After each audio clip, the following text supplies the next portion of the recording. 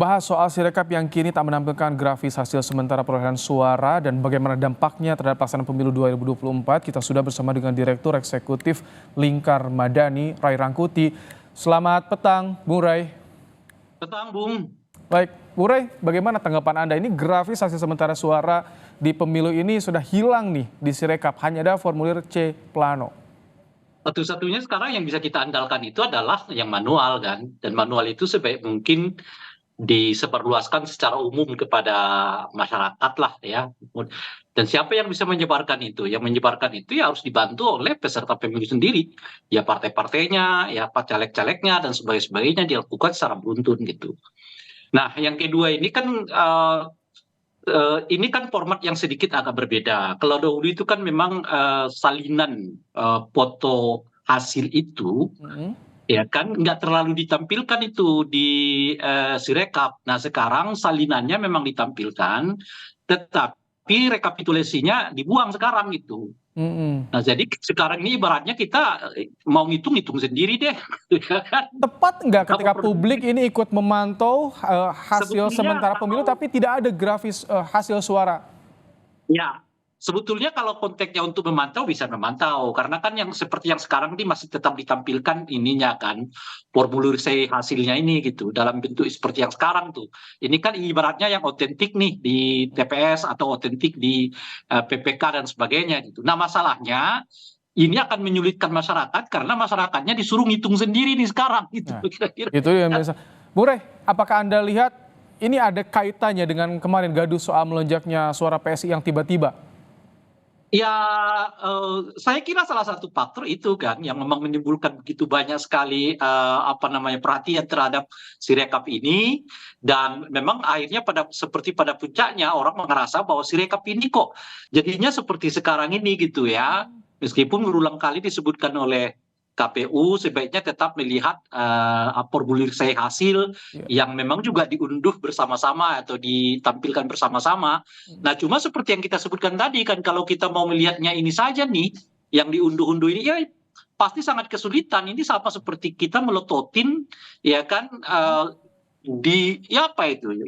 Ini kan ibaratnya kalau TPS-nya itu 800.000 TPS nih. Oke. Dan kalau tingkat kecamatan sekian ratus ribu kecamatan nih yang harus kita pelototin Nah satu-satu. itu dia, ketika publik memantau bagaimana ada suara yang mencurigakan, misalkan ketika disorot soal PSI kemarin. Jadi bagaimana publik saat ini memantau, apakah harus satu-satu atau ini agak sulit nantinya?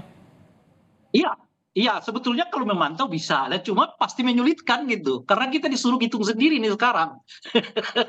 Perolehan suaranya sekian, sekian, mestinya di kecamatan sekian, nanti di KPU Kabupaten Kota sekian. Tidak lagi seperti kemarin kan. Kalau kemarin itu kan sudah dalam bentuk tampilan angka. Ya kan, hari ini dapat sekian, hari ini dapat sekian. Kita nggak perlu lagi ngitung gitu. Nah sekarang dengan hanya menampilkan formulir C hasil atau C planonya ini, ya otomatis kita sendiri harus ngitung, kita sendiri harus otak-atik, kita harus pindahkan sendiri angka-angka yang tampil ini dalam bentuk salinan itu ke dalam sebuah angka yang lebih memudahkan kita untuk menghitungnya gitu. Dan dengan sendirinya akan mempersulit memang masyarakat untuk memastikan apakah ada lonjakan suara atau tidak, karena mereka harus bekerja 2 atau 3 kali sebelum misalnya grafiknya itu dihilangkan gitu. Bung Rey, kenapa tadi Anda singgung ini salah satu faktornya bisa jadi soal adanya gaduh melonjaknya suara PSI ini, Bung Rey? Apa yang Anda cermati soal ini tentunya? Dan orang dengan cepat kan melihat grafik pertumbuhan suara dari PSI kan. Dan dari situ kemudian orang melihat kok ada lonjakan yang begitu drastis dalam hitungan jam sekian persen kenaikannya gitu. Tanpa melihat apakah sebetulnya di tampilan formulir hasilnya yang plano itu terjadi atau tidak gitu. Nah, oleh karena itu kan menimbulkan semacam kritik yang luas kepada KPU ya terhadap tampilan-tampilan yang seperti sekarang. Lalu berdasarkan itu kemudian KPU menutup grafiknya untuk mengembalikan kembali ke formulir C hasil atau formulir C plano seperti yang ditampilkan sekarang ini gitu ya. Nah, kenapa itu alasan KPU ya karena memang ada kelemahan dalam pembacaan untuk mengubah, mentranslate antara angka yang ada di dalam formulir C ke angka yang numerik seperti yang kita kenal dalam bentuk grafik itu gitu kira-kira. Ini kalau sampai Nah, grafis dihilangkan bukannya akan menimbulkan kecurigaan pada publik, Bang Rey?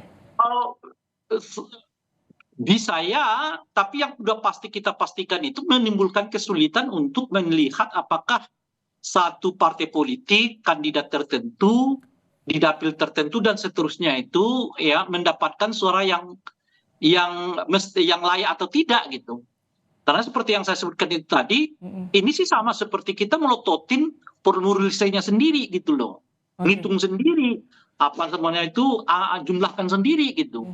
Nah, sedikit itu agak membuat kita kesulitan ya, membuat kita jadi kerepotan gitu. Tapi ini parpol belum banyak nih yang bersuara soal hilangnya grafis di Sirekap ini, Bang Rey.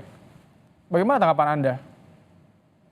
Gini, karena kan memang ketentuan soal apakah ditampilkan via grafik atau ditampilkan dengan utuh seperti yang kemarin itu, baik yang formulir C1-nya plus grafiknya atau formulir C hasilnya aja tanpa grafik atau grafiknya aja tanpa formulir C1. Ini kan formulasi yang dibuat sendiri oleh KPU. Selama ini kita ditampilkan oleh KPU seperti yang kita kenal sebelumnya kan, yang formulir C1 dalam bentuk plano dan juga grafiknya dua-duanya tampil. Tapi menurut KPU kesulitan nih kalau dua-duanya ditampilkan sekaligus karena seringkali error membaca hasil dari C plano ke bentuk numeriknya dalam bentuk grafik gitu. Nah, kenapa partai politik belum ribut sampai sekarang? Ya saya kurang tahu persis ya, mungkin karena memang mereka lebih fokus kepada perhitungan manualnya. Tapi saya kira begini, memang lebih baik partai politik itu betul-betul konsentrasi pada manualnya.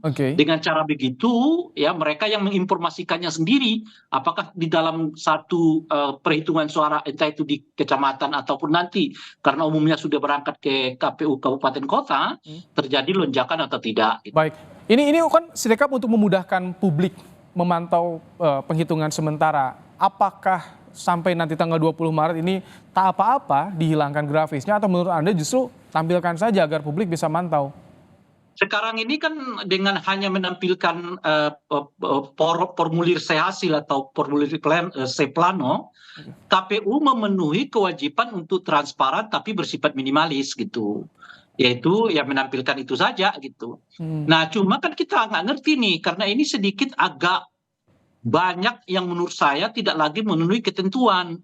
Misalnya kan kemarin KPU bahkan menunda penghitungan suara di tingkat kecamatan selama 2 hari karena memperbaiki Sirekap ini.